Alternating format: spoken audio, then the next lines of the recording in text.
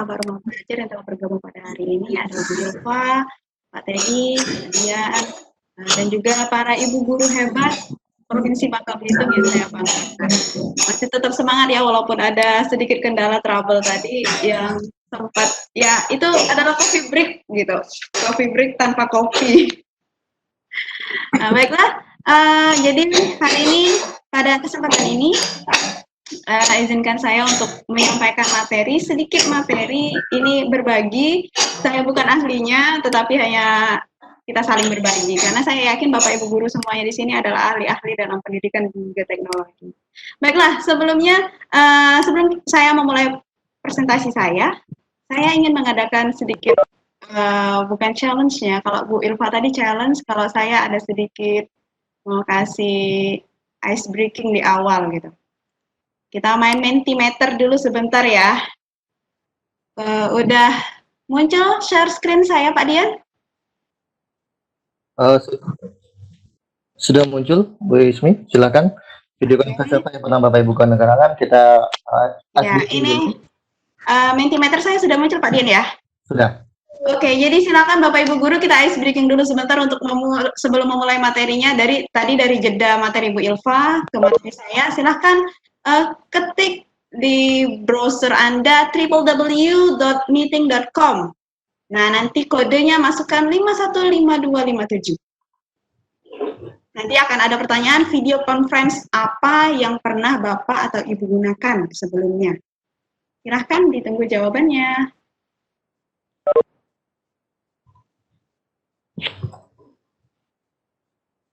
Silakan Bapak Ibu guru ke www.menti.com.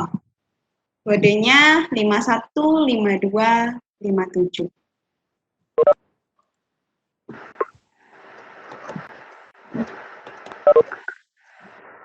Silakan Bapak Ibu untuk login di browsernya www.menti.com.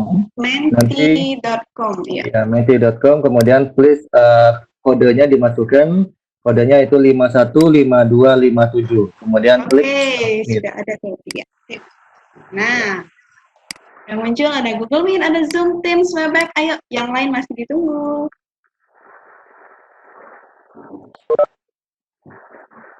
Kodenya itu 515257. Silakan Bapak Ibu. Ya, silakan Bapak Ibu. Di www.menti.com.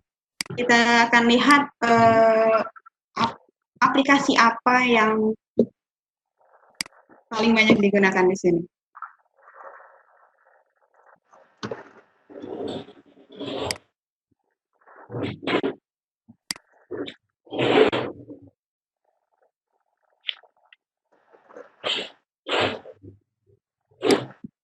Ya, masih ditunggu.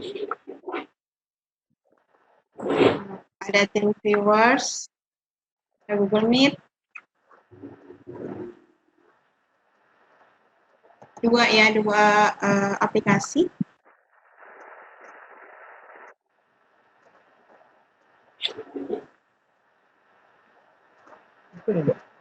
Google Classroom, Zoom. Sepertinya ini adalah Zoom yang paling banyak digunakan di sini, karena di sini ada Zoom yang paling mendominan di antara yang lain. Ada yang juga pakai Teams dari Microsoft.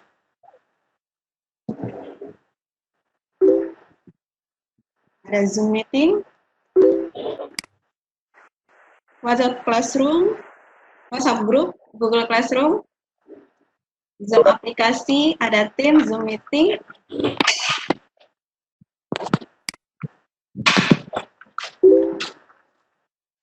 Oke, nah jadi ini bisa kita simpulkan bahwa Bapak Ibu di sini sudah pernah menggunakan Zoom, sudah pernah menggunakan Google Meet, sudah pernah menggunakan Webex, sudah pernah menggunakan Teams Viewer, ada juga menggunakan WhatsApp Group, ya itu banyak ya. Ini 25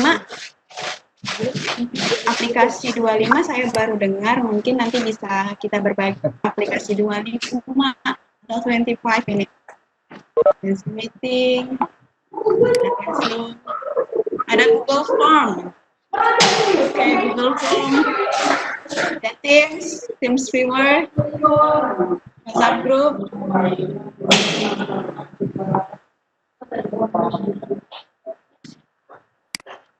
Oke. WhatsApp Group, ada Google Classroom, dan paling banyak adalah Zoom. WhatsApp Group juga, Kisco Webex.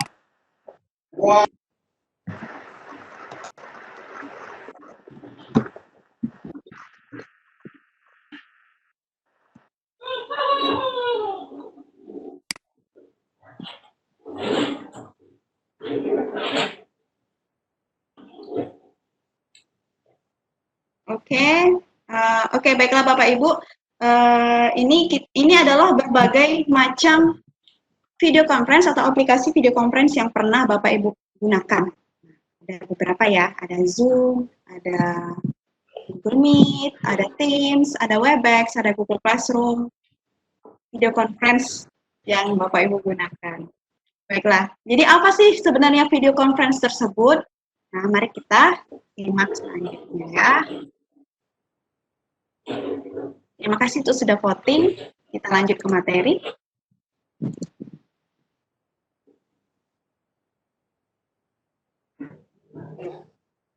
Sudah muncul materi saya, Pak Dian?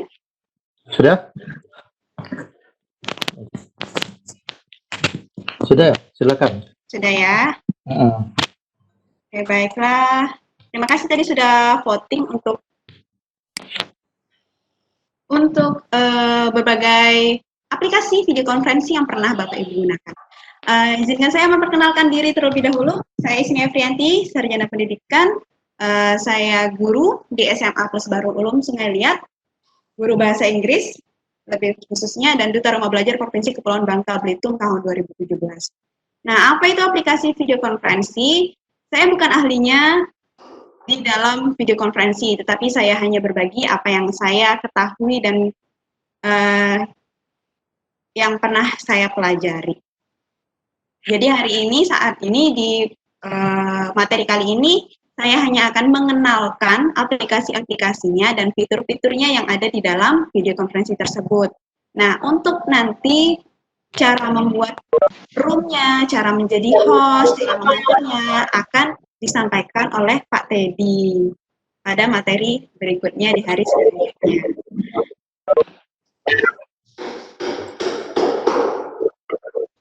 Oke, nah video conference. Ketika kita mendengar kata-kata video conference, apa sih yang kita terlintas? Pasti yang kita terlintas adalah terkoneksi internet, kemudian juga ada kamera, ada tatap muka, kemudian boleh mungkin Bapak Ibu tulis di chat ketika Bapak Ibu mendengar video conference, apa yang terpikirkan di Bapak Ibu? Gitu. Boleh ditulis di kolom chat. Nah, ada berbagai macam aplikasi video conference sebenarnya yang ada. Contohnya adalah ini ada Zoom, kemudian ada Skype. Nah, mungkin pernah pakai Skype, kalau nggak salah saya dulu pakai Skype ini pada zaman kuliah, ternyata sekarang digunakan lagi untuk pembelajaran. Kemudian ada Slack, ada juga Google Meet, ada Webex, ada Join Me, ada Teams dari Microsoft, kemudian ada Hangout dari Google juga, kemudian ada Ring, ada Google Meeting. Nah, ini adalah beberapa, tidak semuanya, beberapa video conference yang mungkin digunakan oleh kita dalam sehari-hari gitu. Nah, tapi di sini saya akan membahas cukup 3, karena kalau misal semuanya kayaknya nggak cukup dalam waktu sampai jam 12 nanti gitu. Jadi saya membahas 3 saja, karena apa yang dikatakan Bu Iva tadi, sebenarnya tidak ada aplikasi yang paling bagus, itu tidak ada. Tetapi aplikasi yang paling bagus itu adalah aplikasi yang paling kita kuasai. Jadi cukup kita pilih satu aplikasi dan kita kuasai. Nah, apakah itu video conference? Jadi video conference itu adalah teknologi interaktif yang memungkinkan pengguna yang berada pada lokasi yang berbeda mengadakan pertemuan tatap muka tanpa harus saling pindah ke satu lokasi yang sama. Contohnya adalah pada saat ini saya berada di Sungai Liat, Bapak Ibu ada yang berada di Tobuali, ada yang berada di Mentok, ada yang berada di Jebus, ada yang berada di Belinyu, Pangkal Pinang, dan semuanya kita bisa bertemu bisa bertatap muka tanpa harus kita berpindah ke tempat yang sama. Kalau kemarin-kemarin kan kalau pelatihannya secara luring atau secara luar jaringan, kita harus kumpul nih di satu tempat meeting, point meetingnya misalnya kumpul di hotel atau kumpul di room meeting yang mana supaya bisa menyimak. Tapi saat ini kita bisa menggunakan video conference yang menggunakan teknologi interaktif tanpa harus pindah ke tempat yang sama, kita bisa bertatap muka dan melakukan pertemuan. Ini hanya sekedar penyampaian pengertian dari video conference itu sendiri. Nah, jadi kita hari ini akan membahas 3 saja, yaitu Zoom, Webex, dan juga Google Meet. Karena itu yang mungkin paling sering untuk digunakan. Oke, nah, ini mungkin ada yang tahu tampilan dari Google Meet ya. Saya close dulu ini. Ini adalah tampilan dari Google Meet. Ketika kita pakai Google Meet, ketika kita menjadi host, ini adalah tampilannya. Nah, Google Meet dari mana bisa kita buka? Dari meet.google.com. Atau yang lebih mudah lagi, ketika kita masuk ke akun Google kita bisa pilih aplikasi yang ada di pojok kanan atas. Itu ada aplikasi-aplikasi kecil, kita klik di sana, kita bisa pilih Google Meet. Dan pada saat ini Google Meet sedang dibuka untuk akun yang gratis. Jadi untuk akun gratis yang dengan domain .gmail.com itu bisa menggunakan Google Meet. Nah, sedangkan biasanya sebelum masa pandemi itu Google Meet ini hanya bisa digunakan untuk akun-akun G Suite seperti Google for Education dan sebagainya. Nah, apa saja yang ada di sini? Kita bisa lihat di sini, yang pertama ada ini. Ntar dulu, tunggu sebentar.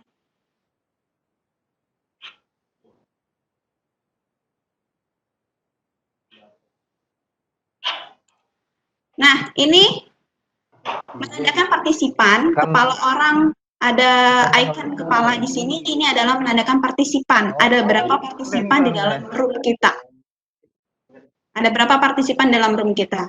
Kemudian tanda seperti chat ini adalah tanda chat atau kolom chat. Ini sendiri adalah waktu meeting sedang berlangsung. Kemudian yang ini adalah foto kita. Nah, kita di sini. Kemudian selanjutnya ada apa lagi? Ada detail rapat. Apa sih yang akan muncul kita klik detail rapat? Yang muncul ada seperti ini. Nah, detail isinya adalah info akses. Jadi ini link ini bisa kita salin ini, kemudian kita copy ini kemudian kita pastekan ke dalam grup WA misalnya seperti itu, agar teman-teman yang lain bisa bergabung di dalam room yang kita buat. Kemudian ada lampiran ini biasanya berisi tentang deskripsi. Kemudian selanjutnya ada icon ini mikrofon. Icon mikrofon ya pasti tahu seperti Webex sendiri, ini adalah menandakan bahwa unmute atau lagi aktif, mikrofonnya masih aktif, sedang aktif. Tetapi kalau misalnya ada tanda silang seperti ini, berarti mikrofonnya sedang off. Nah, ini ada mikrofon, kemudian ini ada telepon seperti ini, berarti kita akan leave room. Nah, ini adalah tanda untuk mengakhiri panggilan. Kemudian ada icon video. Icon video ini adalah menandakan bahwa video kita hidup atau mati, on atau off gitu. Jadi kalau misalnya ini sedang off ya, kalau misalnya dia on, dia tidak dalam warna merah tetapi warna putih. Nah, kemudian apalagi yang ada sama seperti Webex yang sedang kita pakai sekarang, Google Meet juga bisa untuk mempresentasikan materi. Nah, ini presentasinya. Ketika kita pilih presentasi, ketika kita klik presentasi ini, akan muncul mempresentasikan yang mana. Mau seluruh layar Anda, atau jendela, atau satu tab Chrome. Nah, ini bisa kita pilih. Yang mana yang berdasarkan kebutuhan kita pada saat melakukan video conference. Kemudian yang terakhir ada titik 3 di sini. Apa ya ketika kita ada titik 3 di pojok kiri, di pojok kanan paling bawah, itu isinya adalah setting. Ini adalah setting lanjutan, pilihan lanjutan yang bisa kita pilih. Seperti ubah tata letak, maksudnya ubah tata letak itu adalah letak videonya nanti mau seperti apa, apakah grid, atau materinya di samping pemateri, sama seperti di Google Meet, sama seperti di Webex ya, maaf, bisa kita pilih juga layar tata letaknya. Bisa kita pilih menjadi layar penuh, kemudian, nah, aktifkan teks. Di Google Meet ini, sukanya atau salah satu keunggulannya dia bisa mengetik subtitle atau teks di bawahnya, subtitle gitu. Tetapi saya pernah coba subtitle ini hanya berlaku untuk bahasa Inggris, kalau bahasa Indonesia belum bisa. Kemudian ada setelan. Setelan ini adalah tentang video, kemudian settingan lanjutan tentang audio, dan sebagainya. Kemudian ada laporan masalah, dan ini hanyalah bantuan-bantuan yang diberikan oleh Google Meet ketika kita terjadi kendala di dalam video conference kita. Jadi ini adalah tampilan dari Google Meet. Ada satu mungkin yang berbeda dengan Webex. Ketika kita menjadi host, di sini, ini saya pakai akun gratis yang belakangnya menggunakan domain gmail.com. Kelemahannya adalah salah satunya tidak bisa untuk merekam. Maaf, ada 2 perangkat, bisa dimatikan.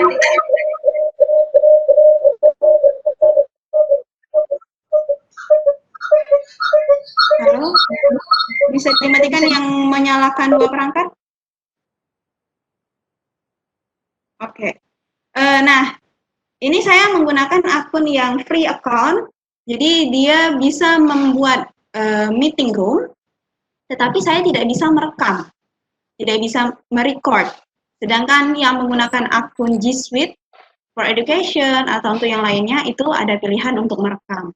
Tapi jangan bisa kita rekam menggunakan aplikasi yang lain, misalnya kayak Camtasia dan sebagainya.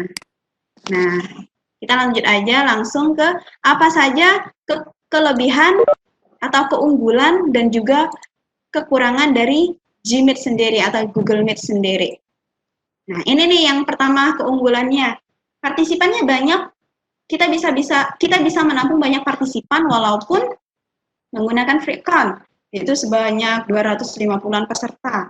Kemudian, nah, Google Meet ini memiliki video dan suara terbaik. Jadi dia suaranya jernih, videonya pun bagus. Dan 3, tidak ada batasan waktu. Tidak ada limit time-nya ketika kita membuat sebuah video conference, sebuah meeting, itu tidak ada batasan waktunya. Mau 1 jam, mau 2 jam, sampai 24 jam pun nggak masalah, asalkan ada kuota. Kemudian selanjutnya, nah ini kekurangannya atau kelemahannya. Yang satu, rekaman hanya untuk G Suite. Nah, seperti saya bilang tadi, ketika Bapak Ibu menggunakan free account, yang biasa kita gunakan, gmail.com, itu rekamannya hanya, tidak bisa merekam, kita bisa merekam menggunakan aplikasi tambahan, seperti Camtasia dan sebagainya. Nah, yang kedua, kekurangannya adalah free account yang saat ini bisa melakukan meeting, itu berlakunya hanya sampai 30 September 2020 nanti. Nah, kalau mau free, kalau mau seterusnya itu harus mendaftar menjadi G Suite dulu, baru bisa untuk selamanya. Seperti itu. Selanjutnya ada Zoom. Ini adalah lambang Zoom. Seperti yang tadi, saya yakin Bapak Ibu semuanya familiar sekali dengan Zoom karena tadi dari hasil voting tadi banyak yang menggunakan Zoom sepertinya. Sangat familiar sekali. Nah, ini adalah Zoom. Nah, ini adalah Zoom, ini adalah akun saya ketika menjadi host. Nah, ada hampir sama, sebenarnya setiap aplikasi dari video conference tersebut itu memiliki fitur-fitur yang hampir sama. Ada video, kemudian nah, ini nama kita ada di sini. Kemudian kita ini mikrofon untuk mute dan unmute, mau on atau off mikrofonnya, dan ada setting lanjutan ketika kita klik panah kecil di pojokan atas, itu ada pilihannya pakai mikrofon yang mana, mau pakai yang jadi kita bisa menggunakan sesuai dengan perangkat kita. Bisa tes speaker dulu sebelum kita on kan mikrofon kita, bisa tes dulu gitu. Nah, atau misalnya kita menggunakan dari audio dari device yang lain, bukan dari komputer, bukan dari PC, kita bisa live computer audio, kemudian kita switch to phone audio, gitu. Kemudian ini sama untuk video, ada start videonya,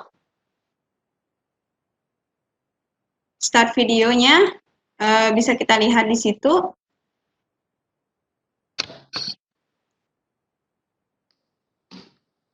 Nah, start video ketika kita klik kecil ini, itu juga akan ada settingnya seperti ini. Mau pakai kamera apa, mau pakai kamera dari laptop itu sendiri, bawaan laptop sendiri, atau snap kamera, atau kalau misalnya pakai kamera eksternal, bisa juga dipilih yang pasti sudah terinstall di dalam laptopnya. Nah, yang keunggulan dari Zoom itu sendiri adalah ini nih, bisa menggunakan virtual background. Jadi background kita itu bisa ganti-ganti, bukan kayak Webex kan backgroundnya ya kalau misalnya lagi di rumah dengan tembok putih ya tembok putih, tapi ketika kita pakai Zoom itu bisa menggunakan virtual background. Jadi backgroundnya bisa kita ganti, padahal kita di rumah kita ganti di pantai, padahal kita di rumah kita ganti lagi kita di Bangka, kita ganti lagi di Prancis dan sebagainya, itu bisa menggunakan Zoom. Lebih menarik. Nah, kemudian yang terakhir ada video setting. Ketika kita klik video setting ini akan ada settingan video lebih lanjut. Kemudian ada security ketika kita klik ini kita bisa log meeting, kita bisa melihat enable waiting room. Ketika kita klik enable waiting room, ini berarti semua orang bisa masuk tanpa harus lewat waiting room. Tetapi kalau kita non-klik, nggak checklist enable waiting room-nya, berarti kita harus approve satu-satu partisipan yang akan bergabung di dalam room kita. Seperti itu, seperti chat, ini adalah setting untuk keamanan. Ini partisipan di sini menandakan satu, di sini berarti hanya satu partisipan. Kita bisa invite ini juga dalam bentuk nanti link yang kita copy, pastekan ke dalam grup. Selanjutnya ada chat. Nah, ada chat, kemudian selanjutnya lagi ada share screen. Share screen ini untuk share materi. Nah, bisa kita pilih ini settingnya, one participant can share at time, atau multiple participants can share simultaneously. Nah, jadi ini ada pilihannya, lebih baik memilih one participant can share at a time. Jadi hanya satu partisipan yang bisa share materi pada saat yang sama. Kemudian di sini ada record, agak berbeda dengan Google Meet sebelumnya. Di record, di Zoom kita bisa record walaupun kita makainya yang free account, yang bukan berbayar, tapi kita bisa merekam. Dan yang terakhir, yang selanjutnya ada reaction. Reaction itu reaksi yang akan peserta berikan atau kita berikan kepada pemateri atau kepada peserta yang lain. Ada dua pilihannya, yaitu tepuk tangan dan thumbs gitu. Jadi lebih sedikit friendly ya. Selanjutnya yang terakhir ada M di sini di pojok paling bawah ada N. Ini N meeting for all atau live meeting. Jadi karena saya sebagai host di sini atau karena saya yang membuat room ini, saya bisa punya dua pilihan. Yang pertama adalah N meeting for all, berarti ketika saya klik N meeting for all ini semuanya akan selesai, roomnya selesai. Tetapi ketika saya hanya klik leave meeting, berarti hanya saya yang keluar, sedangkan anggota yang lain masih tetap bisa melanjutkan meeting tersebut. Ini adalah beberapa fiturnya yang saya yakin Bapak Ibu Guru semuanya pasti sudah sangat familiar sekali dengan Zoom ini sendiri. Nah, apa saja kekurangan dan keunggulan dari Zoom? Keunggulan dan kekurangan sendiri sama seperti Gmeet, sebelumnya ada kekurangan dan ada keunggulannya. Keunggulannya adalah, nah ini banyak partisipannya, hampir sama seperti Google tadi juga banyak partisipannya. Fiturnya menarik, ditambah dengan bisa ganti virtual, kemudian ada reaction-nya juga, itu fitur-fiturnya menarik. Kemudian ada yang ketiga adalah free account dapat merekam. Kalau di Google Meet tadi, yang akun free atau free account itu tidak bisa merekam, tetapi untuk di Zoom itu masih bisa merekam. Nah, apa kekurangannya? Kekurangannya yang pertama adalah durasi 40 menit untuk akun yang free. Jadi untuk yang untuk yang tidak memakai akun berbayar atau yang free account itu hanya memiliki durasi 40 menit untuk setiap meeting. Jadi setiap 40 menit dia akan terputus sendiri. Nah, itu sebenarnya bisa disambung lagi gitu, buka room baru lagi. Nah, tetapi kan sangat mengganggu, kita join lagi gitu. Tapi itu sangat mengganggu kan kalau misalnya 40 menit putus, kemudian 40 menit lagi putus lagi 40 menit, itu sangat mengganggu pembelajaran. Nah, dan juga yang kedua ada kurang aman. Ini biasanya untuk akun yang gratis itu kurang aman. Kemarin sempat ada berita-berita tentang kurang aman penggunaan Zoom. Menurut saya itu tergantung dari penggunanya masing-masing. Jadi, tapi untuk mengantisipasi keamanannya, kalau bisa jangan men-share hal-hal pribadi ataupun yang sedikit sensitif di dalam Zoom ini. Padahal bukan hanya untuk Zoom saja sih sebenarnya, untuk setiap video conference jangan men-share hal-hal yang penting ataupun hal-hal pribadi seperti itu. Nah, ini adalah beberapa keunggulan dan kekurangan Zoom. Bisa kita bandingkan ya dengan yang Google Meet tadi. Kalau Google Meet tadi nggak bisa ngerekam, yang ini bisa ngerekam. Yang tadi unggulnya nggak ada durasi waktu, tetapi yang ini ada durasi waktu. Jadi setiap aplikasi itu pasti ada keunggulan dan kekurangannya masing-masing. Seperti itu. Nah, yang terakhir, ini sudah yang kedua. Yang terakhir, Webex yang sedang kita gunakan. Ini Webex yang biasa yang saya gunakan, yang free ya. Nah, ini Webex. Kemudian, apa saja fitur yang ada di dalamnya. Saya yakin Ibu Bapak Guru udah tahu semua, karena hari ini juga kita sedang pakai Webex. Nah, ini nih ketika kita klik, ini ada bentar. Ini ada mikrofon menandakan mute atau unmute. Jadi pasti sudah tahu ini untuk kamera off atau on off. Kemudian ini untuk share screen. Nah, ketika kita menjadi presenter atau menjadi host, itu akan seperti ini tampilannya. Bisa share beberapa pilihan. Ada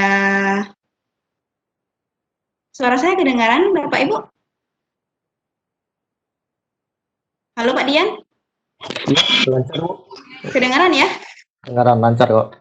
Lancar ya, karena ada yang bilang suaranya hilang. Jelas, Bu. Oke, terima kasih. Saya lanjut lagi deh. Jadi ketika saya klik share screen di sini atau share materi, akan ada beberapa pilihan.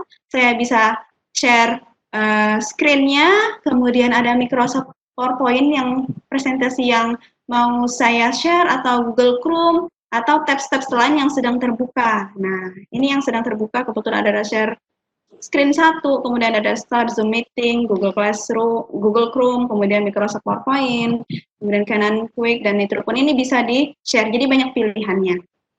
Sama juga seperti yang lainnya juga banyak pilihannya ya. Nah, kemudian ada icon merah di tengah, titik merah di tengah. Ini untuk merekam, record. Ini adalah untuk partisipan.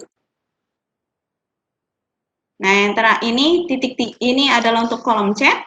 Titik 3, ini adalah log meeting, bisa invite and remind, copy meeting link, audio connection, kemudian speaker, mikrofon, dan kamera. Ini untuk setting selanjutnya. Ini untuk setting selanjutnya. Dan yang terakhir ini adalah tanda silang, ini untuk live. Nah, ini sebenarnya saya kebalik ya berarti ya. Harusnya ini dulu muncul. Nah, ini nomor 1, ini untuk mute atau unmute mikrofon. Kemudian nomor 2 itu untuk on off video. Nomor 3 itu untuk share konten, yang ini tadi. Nomor 4 untuk record atau merekam. Nomor 5 itu untuk partisipan atau peserta. Kita bisa lihat nih berapa banyak partisipan atau peserta yang sudah bergabung. Nomor 6 itu untuk chat atau komentar. Kita bisa lihat komentar-komentar atau chat dari para partisipan. Nomor 7 itu pilihan lainnya untuk setting lanjutan. Dan nomor 8 itu untuk end meeting atau akhiri meeting.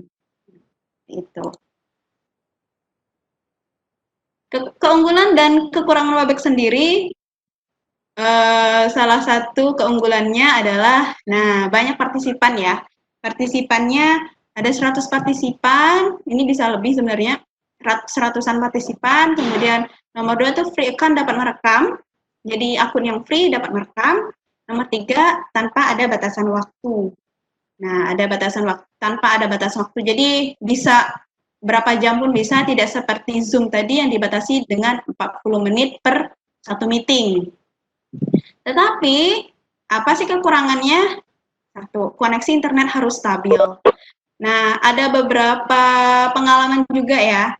Kalau ketika koneksi internet kita kurang stabil, itu terkadang agak suaranya putus nyambung. Kemudian videonya sedikit dengan ini Bu Gus. Oh. putus-putus gitu kan. Nah, jadi koneksi internetnya harus stabil. Sepatu. Tadi sambil ngecas soalnya Bu Gus di sini. Ya Bu, sambil ngecas Bu, takut lowbat baterainya Bu. Kemudian nomor 2 itu agak boros kuota.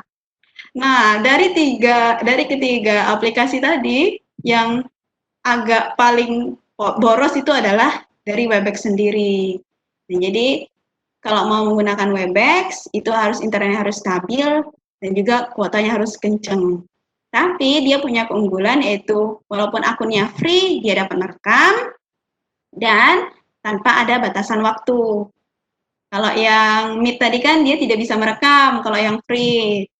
Tapi dia tidak ada batasan waktu. Kalau yang Zoom dapat merekam, tetapi ada batasan waktu. Kalau yang Webex tidak ada batasan waktu, dapat merekam, tetapi harus stabil internetnya dan agak boros kuota. Seperti itu. Jadi setiap aplikasi itu sebenarnya ada kekurangan dan ada kelebihannya masing-masing gitu. Ada kekurangan dan kelebihannya masing-masing, tergantung Bapak Ibu guru mau pakai yang mana. Nah, ini sebenarnya sudah terakhir sih materi saya. Mungkin kita bisa nanti bisa lanjut ke tanya jawab ya. Oke, sebelum saya tutup ini ada sebuah pernyataan dari Steve Jobs. Dia mengatakan bahwa technology is nothing. Teknologi itu tidak ada apa-apanya. What's important is that you have a faith in people. Jadi kita harus yakin kepada orangnya. That they are basically good and smart. Jadi semua orang itu harus kita yakini bahwa semua orang itu adalah good and smart. Tidak ada orang yang tidak baik dan tidak ada orang yang tidak pandai atau pintar. And if you give them tool, karena ketika kita memberikan mereka tools atau ketika kita memberikan mereka teknologi itu sendiri, they will do wonderful things with them. Jadi mereka akan menggunakan tools tersebut they will do wonderful things with them. Mereka akan menggunakan teknologi tersebut untuk menghadirkan atau menciptakan hal-hal yang wonderful. Jadi sebenarnya teknologi itu tidak ada apa-apanya, yang harus kita yakini adalah orang-orangnya. Berarti yang seperti Bapak Ibu hari ini hadir semuanya, saya yakin semuanya pasti akan bisa untuk memunculkan atau menghadirkan wonderful thing, wonderful lesson, pembelajaran yang sangat interaktif, sangat menyenangkan bagi siswa-siswanya, walaupun hanya menggunakan video conference seperti itu. Nah, ini dari Steve Jobs saya kutip.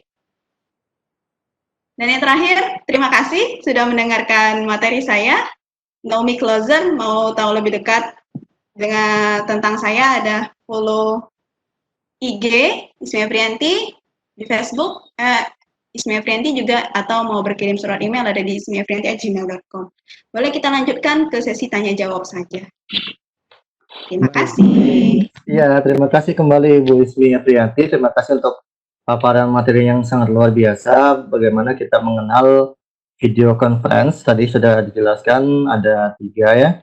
Nah, silakan Bapak Ibu untuk ada pertanyaan yang kira-kira Bapak Ibu punya pertanyaan, bisa dituliskan di kolom komentar ataupun bisa raise hand ataupun melambaikan tangan. Nanti akan kita bantu untuk mengajukan pertanyaannya. Terima kasih. Silakan, kami tunggu Bapak Ibu untuk pertanyaannya. Kalau tidak ada pertanyaan, kita main game. Nanti Bu, kayaknya masih ini kok. Tapi pada ngerti semua kan? Saya yakin pada ngerti semua Pak. Aplikasinya kan iya, familiar semua ya. Pandemi ini ya mau nggak mau kita belajar tentang video conference ini. Semuanya familiar semua bagi peserta pelatihan ini. Betul sekali. Apalagi saya yang meyakini semua peserta di sini adalah basically good and smart. Iya, pada sekarang udah zamannya guru melek teknologi semua nih. Iya, betul sekali Bapak. Mau nggak mau selama masa pandemi ini ya harus belajar. Semua guru, iya. Baik, ini ada pertanyaan pertama dari Bapak Rahmat Fuadi dari SMK 1 Kelapa Kampit. Fitur sharing pada Webex gunanya untuk sharing apa saja? Oke. Fitur sharing pada Webex gunanya untuk sharing apa saja dari Bapak Rahmat Fuadi ya, SMK Negeri 1 Kelapa Kampit. Oke, kita balik coba ke Webex.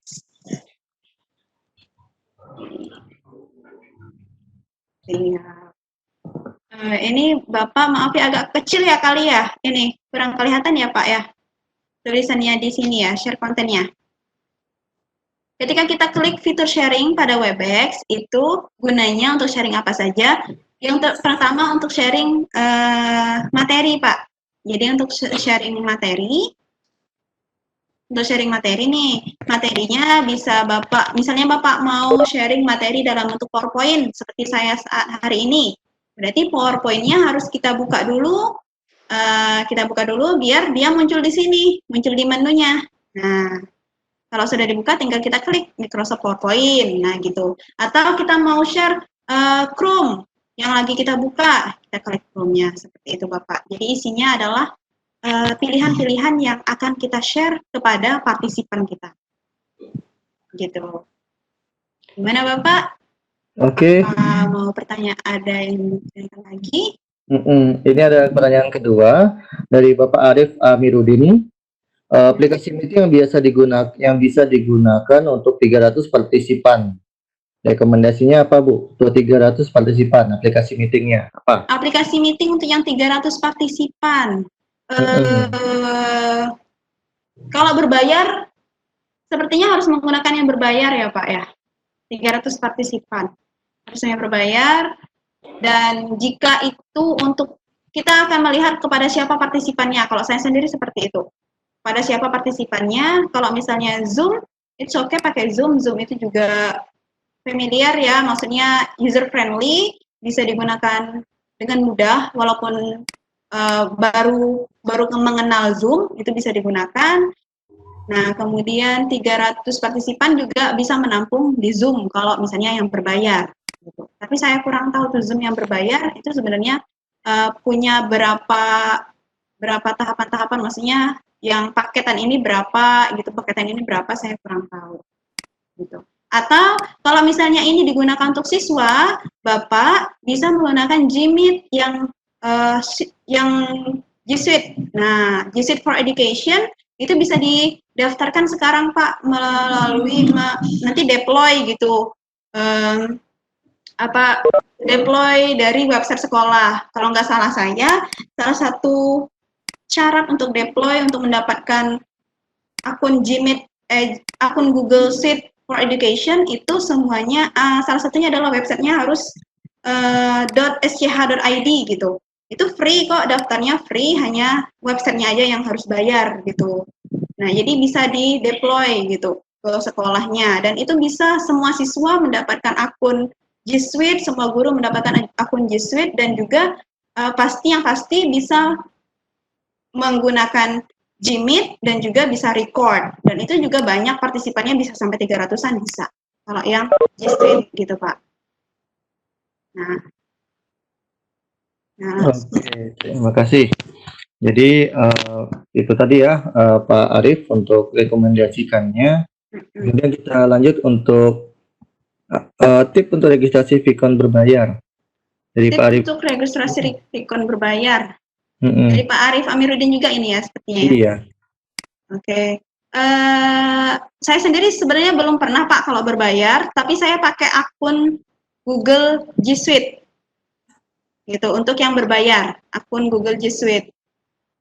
Kebetulan kami Duta Rumah Belajar sendiri memiliki akun G Suite-nya masing-masing dari menggunakan domain Rumah Belajar seperti itu. Jadi saya menggunakan G Suite seperti itu Pak. Kalau misalnya untuk Zoom dan juga Webex, mungkin nanti Pak Teddy atau Bu Ilva atau Pak Dian atau teman-teman guru yang lain bisa menambahkan seperti apa yang punya yang pernah atau sudah berpengalaman untuk mendaftarkan akun-akun berbayar seperti itu. Oke, terima kasih Bu Ismi. Kemudian kita lanjut. Ada lagi? Oh, lumayan banyak nih. Bagaimana yang tadi aplikasi yang direkomendasikannya sudah ya. Kemudian untuk pertanyaan dari M Aruna dari Semansa Gantung, bagaimana menyikapi kasus apabila siswa yang tidak mempunyai kuota banyak? Oh, kuota banyak, aduh. Bagaimana kalau yang tidak punya kuota banyak? Kalau nggak salah saya selama masa pandemi itu Dana Bos bisa digunakan untuk memberikan kuota, benar nggak? Iya, sekolah saya itu siswanya dapat, gurunya dapat. Oke, nah kalau sekarang ya gitu. Nah untuk kasus kalau misalnya nanti gimana ya? Kalau misalnya seterusnya menggunakan akan diadakan seperti ini gitu kan, daring seperti yang Bapak Kepala Dinas kemarin sampaikan, bakal ada yang namanya persif gitu masuk kelasnya gitu kan, belum tahu jadwalnya dan sebagainya. Nah paling bisa menggunakan itu aja Pak ya. Ini kan kalau video conference ini kan berarti sinkronus.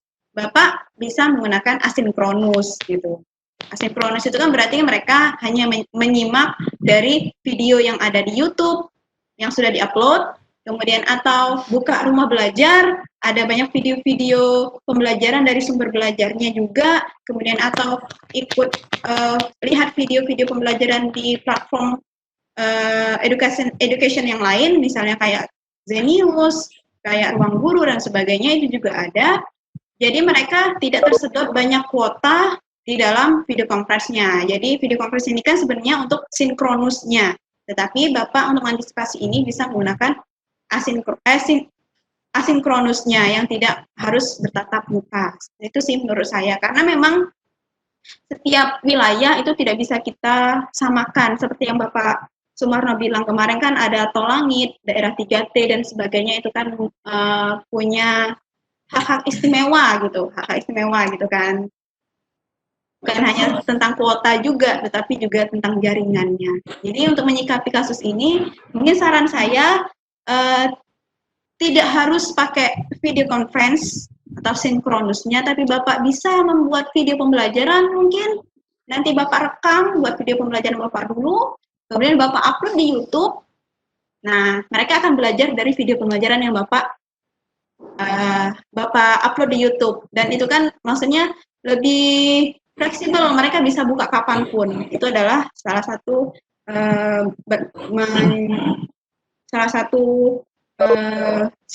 mensiasatinya seperti itu. Kalau menurut saya seperti itu. Baik, terima kasih. Ya, jadi ada banyak cara ya, Bu Ismi, untuk Iya, kita betul. menyampaikan materi pembelajaran kita, khususnya bagi siswa-siswa yang mungkin kendalanya 3T, kemudian yang tidak punya kuota banyak, kita bisa memilih berbagai opsi. Jadi ada Iya. banyak cara Bapak Ibu yang bisa ditempuh. Baik, selanjutnya untuk pertanyaan dari Ibu Neni Eka Laura, kalau materi listening bahasa Inggris yang paling mudah yang mana? Wah, ini masuk listening ya, materi pelajaran ya. Sama-sama guru bahasa Inggris sepertinya. Untuk materi listening bahasa Inggris yang paling mudah yang mana? Yang paling mudah. Saya sendiri, menurut saya mudah dan sulit itu adalah relatif, Bu. Menurut saya, gitu. Mudah dan sulit itu adalah relatif. Saya sering menggunakan listening. Sebenarnya dari kaset-kaset ujian nasional sih, kalau misalnya ke siswa-siswa saya ya, gitu. Tapi kalau misalnya untuk saya pribadi untuk latihan listening, terkadang juga mendengarkan beberapa tes TOEFL dan tes IELTS gitu. Kalau saya seperti itu, Bu. Neni, mungkin Bu Neni bisa sharing juga kalau misalnya materi listening biasanya di sekolah Ibu pakai apa biar kita saling sharing sesama guru bahasa Inggris ini kayaknya. Betul Itu sekali. saja, Pak. Baik, selanjutnya pertanyaan dari Pak Ilham Saputra.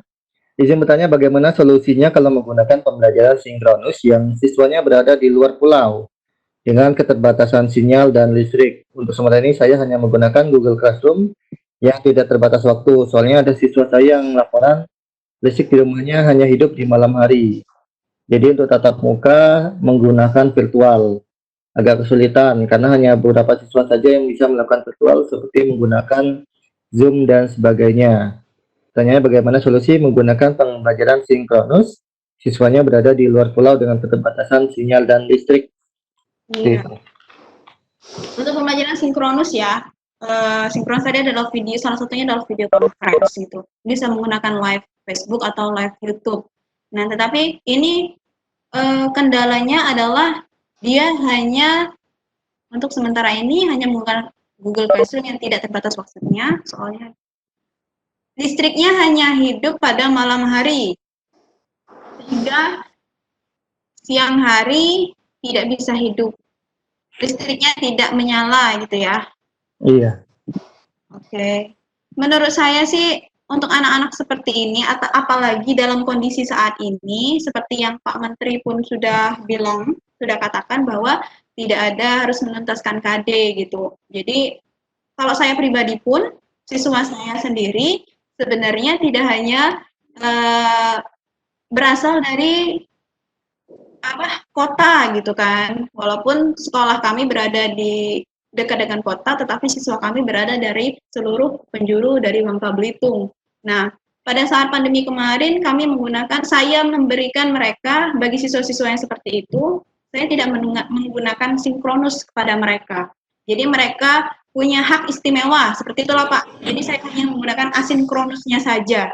Sinkronusnya tidak saya gunakan kepada mereka. Sinkronusnya hanya saya gunakan kepada siswa-siswa yang mampu untuk mengikuti pembelajaran secara virtual. Misalnya yang rumahnya berada di kota, yang rumahnya tidak ada kendala jaringan, tidak ada kendala sinyal, dan juga tidak ada kendala listrik. Seperti itu sih, karena menurut saya tidak bisa kita menyamakan semua siswa kita itu sama. Setiap siswa itu adalah istimewa dan setiap siswa itu pasti memiliki hal-hal yang berbeda dan unik gitu. Jadi penanganannya pun pasti akan berbeda. Nah, apalagi untuk siswa yang seperti ini. Sepertinya ini berada di 3T ya. Bapak Ilham Saputra dari mana? Enggak ada kenalannya. Seperti ini daerahnya yang masih menyala listriknya hanya pada malam hari, agak sedikit sulit juga. Nah, menurut saya tidak harus memaksakan mereka ikut sinkronus sih Pak. Kita bisa menggunakan asinkronusnya saja. Seperti itu Bapak. Cukup menggunakan Google Classroom aja menurut saya mereka sudah literasi digital. Baik. Yang penting mereka belajar ya, Bu Ismi Iya, ya. benar sekali. Jangan sampai nanti ketika siswa itu kosong, nggak ada kegiatan, belajar juga enggak, malahan nanti takutnya malah terjadi hal-hal yang tidak diinginkan. Iya, betul. Iya, kita harus berusaha menyibukkan siswa kita untuk hal yang bermanfaat. Iya. Selanjutnya pertanyaan dari Pak Febrianto. Saya menggunakan web saat video conference Webex. Pada saat menggunakan Chrome suaranya tidak keluar. Solusinya, Bu? Jadi solusi saat menggunakan video Webex tapi suaranya nggak keluar. Pada saat menggunakan Saat menggunakan Chrome suaranya tidak keluar. Maksudnya seperti apa ya? Saya Berarti- menggunakan web saat video conference web, ya oke. Pada saat menggunakan Chrome suaranya tidak keluar. Mungkin di setting suaranya Pak, audio connection-nya atau di speaker, mikrofon dan kameranya bisa yang ini Webex ya. Ini pas kebetulan Webex. Saya buka Webex-nya yang di sini. Ini ada setting, ada seperti gear ini, bisa diklik ini nanti bisa ada pilihan gitu untuk setting yang selanjutnya. Kalau nggak salah saya ada pilihan mau menggunakan audio komputer atau audio ponsel. Nah, untuk keluar menggunakan audio komputer. Gitu. Ada audio komputer dan call in gitu. Kalau in Iya. kalau kita harus dari ponsel, tapi kalau laptop ada audio using audio komputer. Nah, using audio komputer. Nah, itu Bapak bisa pilih using audio komputer kalau Bapak menggunakan komputer. Seperti itu Bapak. Dicoba saja. Sebenarnya semua aplikasi ini dicoba saja. Saya yakin tidak akan meledak gitu. Bukan seperti di lab kimia ya bisa meledak gitu. Dan ini tidak. Paling nanti ke setting, balik lagi ke setting gitu aja. Tapi saya coba Bapak, bisa Bapak coba, saya kasih solusi untuk memilih using computer audio. Seperti itu Bapak. Ini ada pertanyaan dari Ibu Dwi Harlindi. Kayaknya tadi sama sudah dijawab. Aplikasi yang baik jika kondisi rawannya adalah susah sinyal. Iya, seperti tadi pertanyaannya dari Pak Ilham tadi. Ya, tadi sudah dijawab. Kemudian untuk dari Ibu Nurul Jana, aplikasi virtual untuk belajar bersama siswa sekitar 40 orang, durasinya terbatas, hemat kuota dan size aplikasinya tidak besar. Manakah yang direkomendasikan? Sepertinya pertanyaan mirip-mirip ya, Bu Ismi. Wah, ini paket komplit ya. Bisa bersama siswa 40 orang gitu, daerahnya sinyal terbatas, hemat kuota, size aplikasinya kecil. Paket komplit ini. Mana yang direkomendasikan? Balik lagi Bu, tidak ada video conference yang paling baik dan paling bagus. Kalau misalnya sekolah Ibu punya G Suite, akun G Suite, pakai G Suite aja. Itu kalau saya rekomendasikan. Karena G Suite kan langsung nempel ya, Google-nya langsung nempel di situ. Di aplikasi setiap akun itu punya. Kalau misalnya Webex kan harus install. Nah, kemudian Zoom juga harus diinstal. Tapi kalau misalnya Meet itu bisa langsung join tanpa harus install aplikasi seperti itu. Baik, ini juga ada pertanyaan dari Ibu Heni Pratiwi. Itu sama dengan jaringan, kendala jaringan. Kemudian jika ada beberapa siswa yang tidak punya HP, nah itu agak susah juga jika tidak mempunyai HP, karena kan untuk pembelajaran video conference tentu menggunakan yang namanya HP, minimal smartphone. Betul. Berarti sepertinya kendala kami di sekolah siswa sedikit berminat belajar daring. Siswa sedikit berminat belajar daring, mulai dari kesulitan di jaringan pada tanggal. Tadi Adi, Dewi. Oke, nah jadi kalau misalnya tidak memiliki HP di sini, mungkin salah satu kendalanya adalah faktor ekonomi, mungkin ya bisa kita katakan seperti itu. Betul. Menurut saya dengan siswa-siswa yang istimewa seperti ini, jangan di-push terlalu dipaksakan seperti itu untuk melakukan video conference atau pembelajaran sinkronus itu sendiri. Kan banyak ya, bisa offline juga melalui radio edukasi, TV edukasi, itu setiap hari menayangkan video-video pembelajaran. Jadi bisa siswanya diarahkan melalui channel-channel dari yang tidak menggunakan smartphone itu sendiri, seperti radio edukasi, televisi edukasi itu menyiarkan tayangan pembelajaran setiap hari. Seperti itu sih menurut saya seperti itu. Jadi untuk anak-anak yang istimewa seperti ini, kita bisa memberikan hak istimewa juga ya. Dan tapi kalau misalnya mereka tidak berminat untuk belajar daring karena bagi mereka sulit, bagi mereka tidak biasa, itu sebenarnya mereka harus kita motivasi. Karena yang namanya literasi digital saat ini sangat diperlukan apalagi kepada para pelajar ya. Saat ini aja yang namanya virtual meeting itu bisa dilakukan. Apalagi tahun selanjutnya mungkin kita tidak perlu, mungkin orang ya langsung bisa di sana gitu, virtual langsung semuanya. Nah, seperti itu.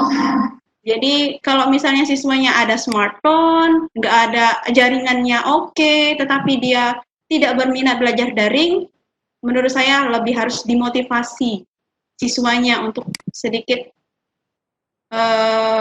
mencoba belajar daring dan literasi digitalnya harus ditingkatkan lagi. Tetapi untuk siswa yang memang karena dia tidak punya HP, mungkin bisa diarahkan ke pembelajaran asinkronus saja, seperti melalui radio edukasi, TV edukasi dari Kemdikbud itu sendiri.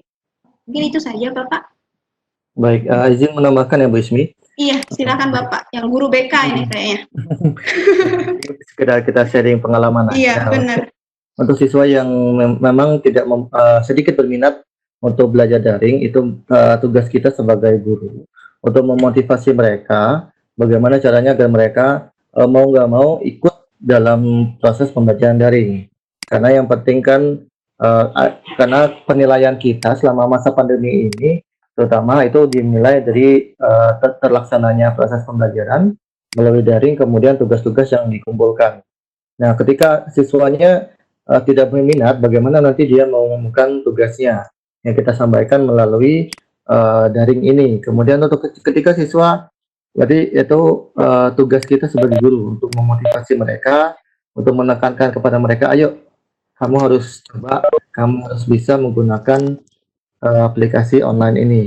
Kemudian jika beberapa siswa tidak memiliki HP, saya rasa untuk di sekolah-sekolah kita dalam satu desa itu pasti banyak siswanya dalam satu desa. Misalnya dari desa A itu mungkin ada sekian puluh orang. Nah itu juga bisa. Jadi kan dia tidak memiliki HP karena mungkin faktor ekonomi, itu kan dia bisa gabung sama temannya yang punya HP. Itu masalah kok, misalnya satu HP untuk 5 orang, 10 orang nggak masalah. Yang penting dia ada nggak niatnya sendiri untuk mengikuti pembelajaran daring.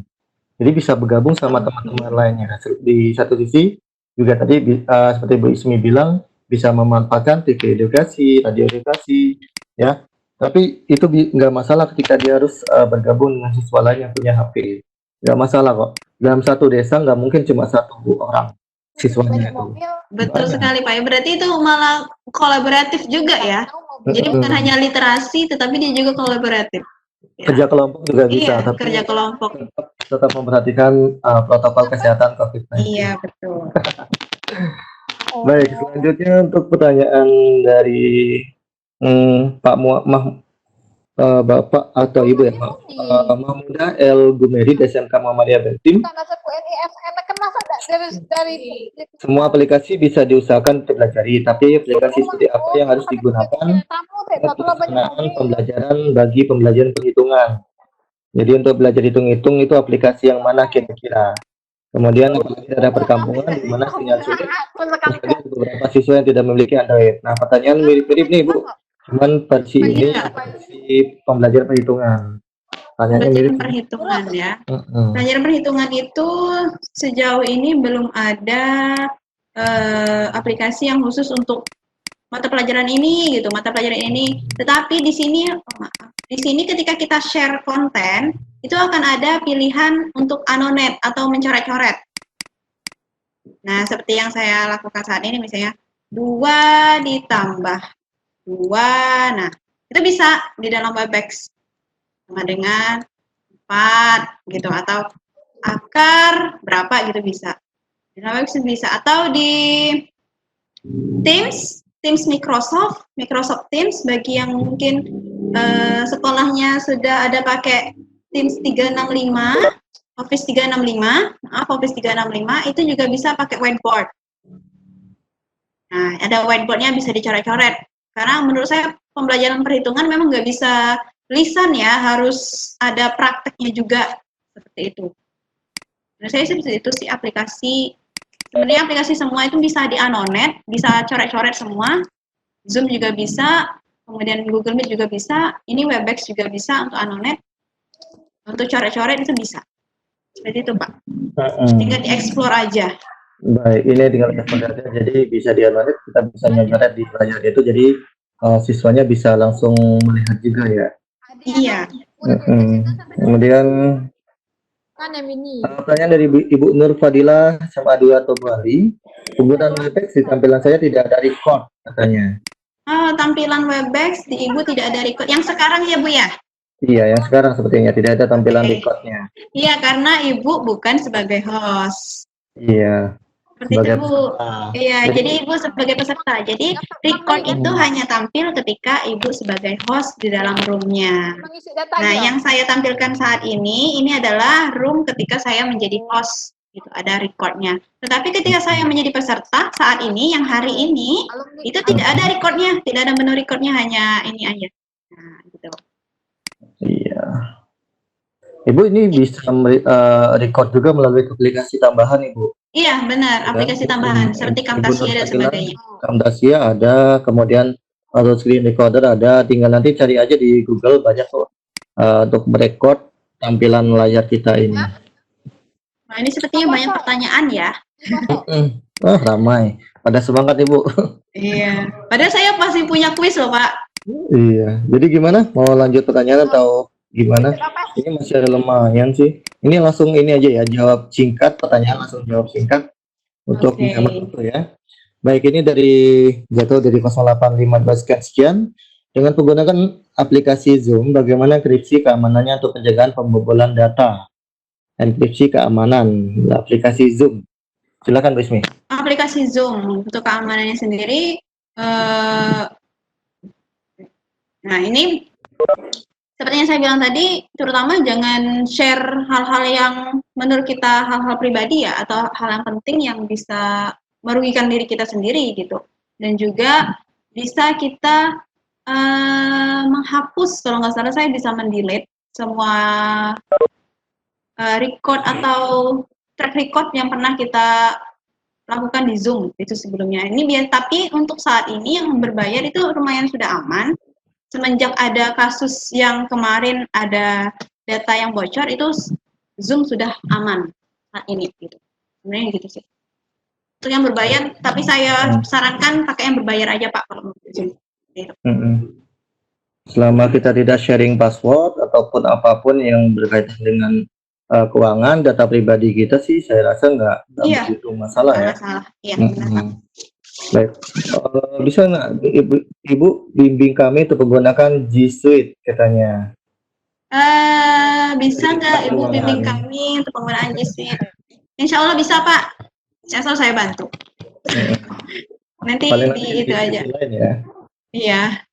Nanti bisa di Japri aja Pak ya. Baik. Apa yang mau saya bantu? Kami juga siap Pak. Pak Teddy juga bisa, Bu Ilva juga bisa.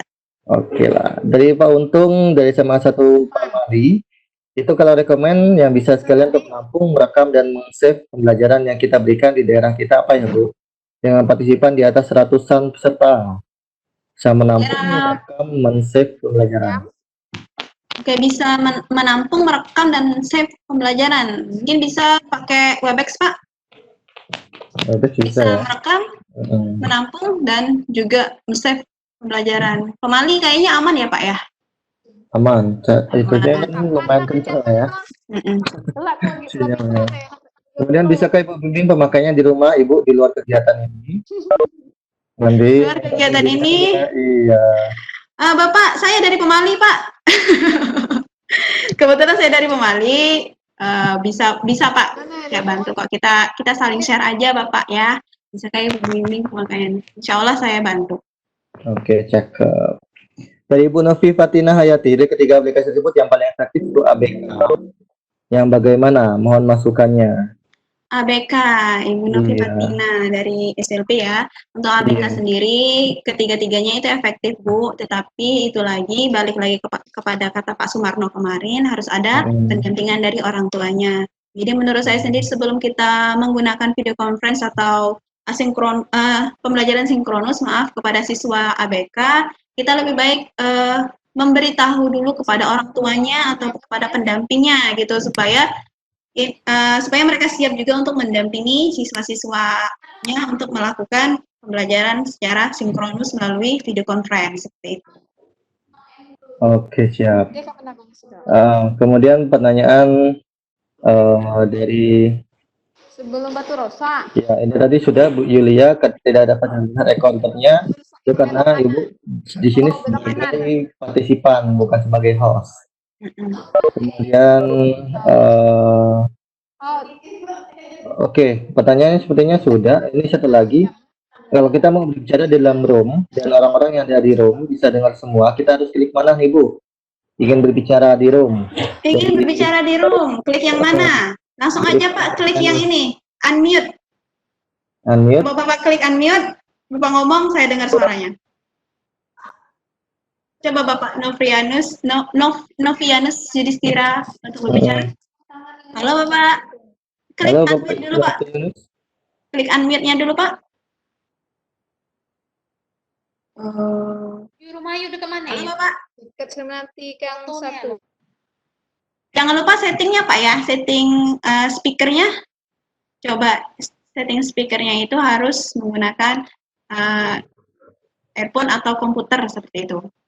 Nah, bisa Bapak coba ya unmute. Kalau Bapak unmute itu langsung ngomong, langsung bisa kita dengar. Seperti itu Pak. Ada lagi pertanyaan tadi kan? Pertanyaannya sepertinya sudah ini. Sudah cukup. Selanjutnya pertanyaan presensi kembali. Baik Bu Ismi, mungkin ada penutupnya sebagai penutup materi kita pada hari ini kegiatan bubble menjaring. Silakan Bu Ismi.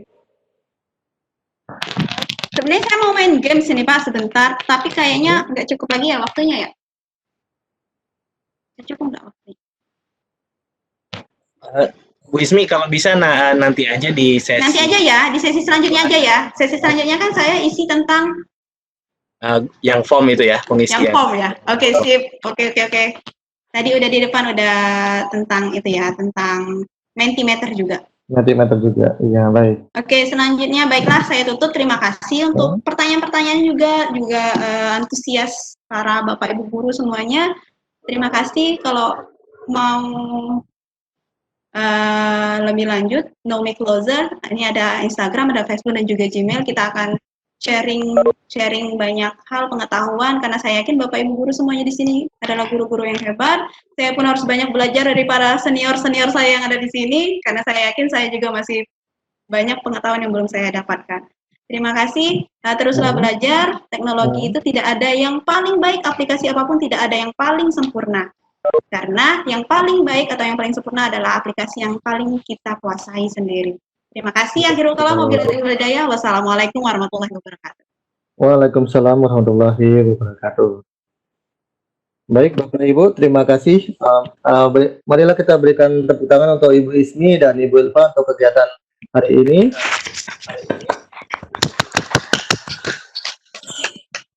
Baik, demikian untuk kegiatan Bubble Menjaring kita. Hari ini hari Selasa. Iya, hari Selasa tanggal 7 Juli 2020. Kita tadi sudah belajar tentang pembelajaran sinkronus dan asinkronus serta mengenal aplikasi video conference. Yang tadi sesi pertama dipandu oleh Ibu Ilva SD dari SMA Negeri 2 Tanjung Pandan, Duta Rumah Belajar tahun 2018 Bangka Belitung. Dan sesi kedua tadi barusan kita simak dari Ibu Ismi Aprianti SPD dari SMA Plus Bahrul Ulum, Duta Rumah Belajar Bangka Belitung tahun 2017. Baik Bapak Ibu, untuk besok kita kegiatannya di hari Rabu. Kita akan mendengarkan ataupun menyimak materi, membuat dan mengelola room video conference, serta membuat presentasi online, yaitu Google Form, Zoho, dan Jetform. Nanti narasumbernya ada 2 orang. Yang pertama adalah Bapak Teddy Hadiana SSI dari SMK Negeri 1 Selat Nasik sebagai Duta Rumah Belajar Bangka Belitung tahun 2019, Pak Teddy Hadiana. Kemudian untuk membuat presensi online itu dari Google Form, Zoho, dan Chat Form itu akan diunduh kembali